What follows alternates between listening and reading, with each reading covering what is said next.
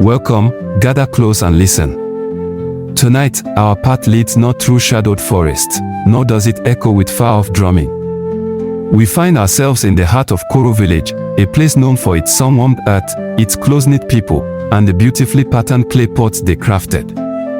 Life in Koro flowed steadily, like the stream that nourished its existence, familiar and comforting. That is, until the strange disruptions began. We should know the people central to this time. There was Mora, a young woman skilled with clay, quiet but sharp-eyed; Elder Ron, the respected and fair leader of Koro; Kenji, a man known for his large yam farm and his considerable pride; Elder Sela, a woman who held the village traditions and stories; and young Nico, Mora's curious nephew. And, of course, the villagers of Koro themselves. It began with small things, easily missed. A farming tool found far from where it was left, a sack of grain mysteriously lighter than it should be. Minor disturbances attributed to forgetfulness in the daily life of the village.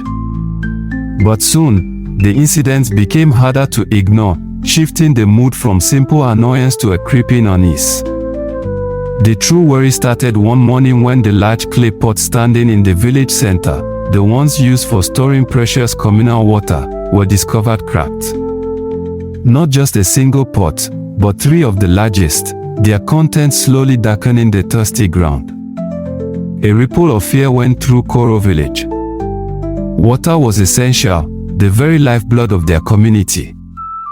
While the stream hadn't failed, these storage pots were vital, especially as the dry season approached, carrying the scent of dust on the wind.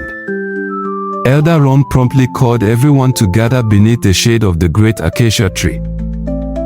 He addressed them, his voice calm but firm, saying that fear accomplished nothing.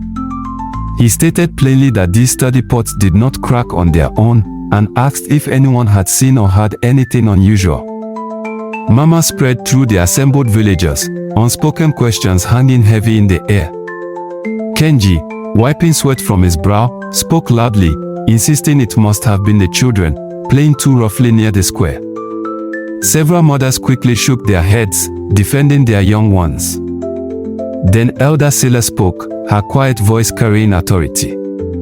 She observed that these pots had withstood seasons far harsher than any child's game could inflict. This felt different, she added, as if a shadow had touched their village harmony. Mora, standing towards the edge of the crowd, listened intently.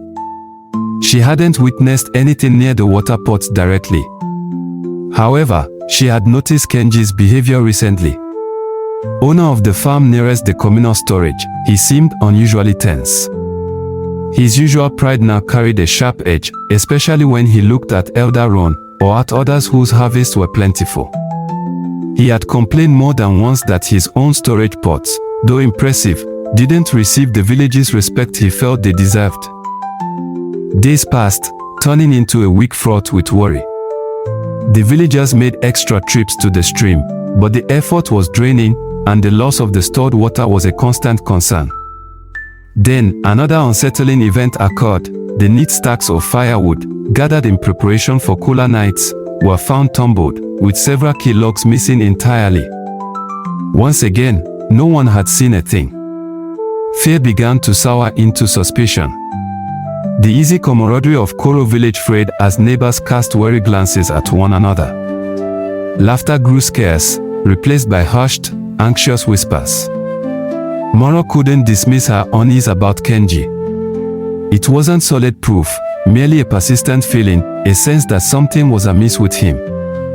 She recalled seeing him near the woodpile one evening, pacing back and forth, muttering under his breath. At the time, it seemed insignificant. Now, viewed through the lens of the recent troubles, it felt ominous.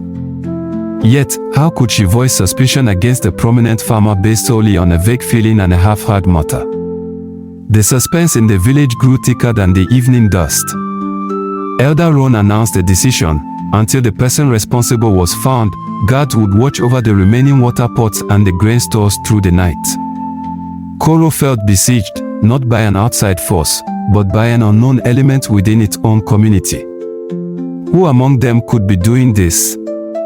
And for what reason would they disrupt the peace everyone relied upon? One afternoon, Mora sat working her clay, her hands deftly shaping a new water pot. Her young nephew, Nico, played beside her, making his own shapes from mud. He held up a lumpy creation, proudly telling his auntie Mora that his pot was strong. Then he dropped it, and it splattered satisfyingly. He giggled at the mess, remarking that it wasn't strong after all. Mora smiled absently, but then Nico's simple action sparked a thought. She considered the cracked community pots. They were known for their thickness, their durability. Breaking them would require considerable force. Unless they weren't broken by force from the outside. What if they had been weakened, slowly, from within? Driven by this sudden insight, Mora returned to the broken pots. She knelt, examining the fragmented pieces with intense focus, her fingers tracing the jagged edges. On a large shard from the base of one pot, she found a faint, almost imperceptible residue. It felt slightly sticky, and carried a sharp, acidic scent she vaguely recognized. It came from a specific root, one her grandmother, a master potter herself, had warned her about long ago. This root, if applied carefully over time, could slowly eat away at the integrity of fired clay. Someone hadn't violently smashed the pots, they had deliberately applied this substance, knowing the pots would eventually collapse under the weight of the water they held. Her heart began to race. This required knowledge, patience, and a hidden malice. Who in the village possessed such knowledge? Perhaps Kenji. His family had roots in pottery, even if he now focused solely on farming. Then she thought of the scattered firewood, the missing logs. What if they weren't taken for burning? What if they were used as tools, perhaps to prop something up, or to reach a high place? Mora knew she had to speak. She went to Elder Ron, her voice low and urgent as she explained her discovery of the root paste and her lingering suspicions about Kenji's behavior and his potential knowledge. Elder Ron listened intently, his expression serious. He valued Mora's quiet nature and sharp mind. He told her that her words carried weight, but reminded her that suspicion alone was not proof. They needed certainty before making any accusation. That very night, shrouded in darkness, Elder Ron and Mora, accompanied by two guards he trusted implicitly, positioned themselves where they could observe Kenji's compound without being seen. Hours passed in silence. Then, as the sky began to pale with the first hint of dawn, they saw movement. Kenji emerged from his home, moving with unusual stealth towards the back of the communal grain store, an area less frequently monitored. Using logs that looked identical to those missing from the village woodpile, he constructed a makeshift platform to reach a small, high window used for ventilation. He was seen carefully pouring a substance from a small pouch through the opening. Elder Ron stepped out from the shadows, his voice cutting through the pre-dawn quiet, calling Kenji's name and asking what he was doing. Kenji spun around, completely startled, dropping the pouch he held. He immediately began to stammer denials. But the evidence was undeniable, the logs used for climbing, the dropped pouch containing the same corrosive paste Mora had identified on the pots, and his clandestine presence at the grain store. It was clear he had intended to weaken the grain bins next. Brought before the assembled village in the full light of morning, Kenji's defiance crumbled. He confessed everything. His deep-seated envy had festered over time. He felt the village didn't grant him the status he believed his large farm warranted. He resented Elder Ron's leadership and the successes of his neighbors. He claimed he hadn't intended catastrophic harm, only to cause enough disruption and uncertainty that the village might lose faith in its leader and perhaps turn to him, the strong farmer, to restore order. He admitted to weakening the water pots, scattering the firewood to cause confusion, and planning further acts to undermine the village's stability. A profound silence settled over Koro Village. The people looked at Kenji, their faces reflecting not rage, but a deep sense of sadness and betrayal. His personal envy hadn't just isolated him, it had inflicted a wound upon the entire community, sowing seeds of fear and mistrust where harmony once grew. Elder Ron addressed the villagers, his voice carrying sorrow but also strength. He urged them to look around, to see how swiftly the actions of one person, poisoned by envy, could threaten to unravel the precious ties that bound them. Koro Village, he reminded them, was strong not because of the yield of a single farm, but because its people stood together, sharing both burdens and joys. Envy, he explained, whispers a lie into the heart, the lie that another's light must somehow diminish your own. But the truth, he declared, is that attempting to dim another's light only casts everyone into shadow. Kenji was not cast out. Following Elder Ron's counsel, the village decided on a path of restoration rather than mere punishment.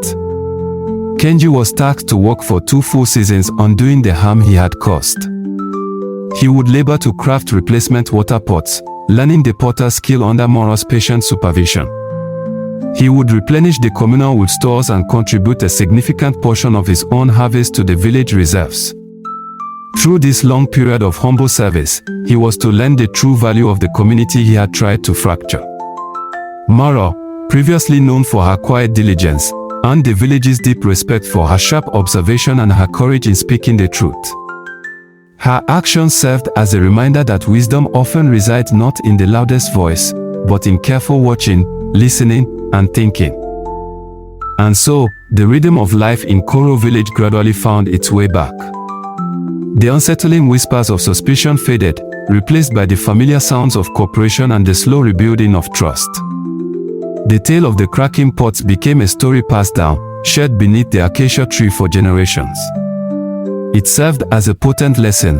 The true strength of a community is found not in individual ambition or material wealth, but in the enduring bonds of mutual respect, honesty, and collective well-being. Envy might tempt with its poisonous whispers, but it is contentment and unity that build a foundation strong enough to withstand any hardship. The people of Koro Village learned, through that difficult time, that their greatest wealth lay not merely in yams or fine pots, but in the enduring peace that comes when all hands join together for the good of all.